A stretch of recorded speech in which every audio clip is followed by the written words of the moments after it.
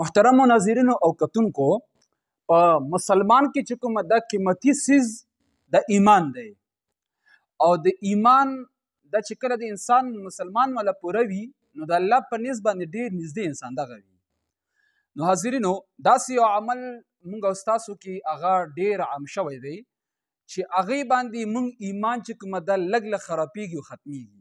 نو چې کله مونږ ایمان ختم شي نو مونږ کې بیا هېڅ شی هم پاتې نشته حاضرینو.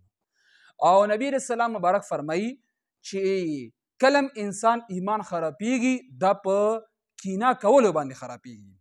کلم چې یو انسان کینه او غوسه کې ډېره نو دغه انسان چې کوم ایمان داسې خرابېږي لکه نبی علیه السلام فرمایي لکه مزبر دا یو بدبویه څیز دی یو خراب څیز دی چې هغه کله په شاتو کې واچول شي شاتو کې نو هغه شاتو خوند چې کومه دا پې خراب شي هغه شاتو هغه رنګ خوند هر څه پې خراب کړي.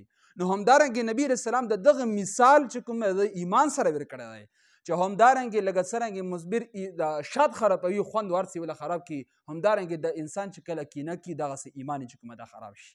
محترم حاضرینو د کینې کولو د غصې کولو نه ځان وساتو لږ کنټرول په ځان باندې راولو.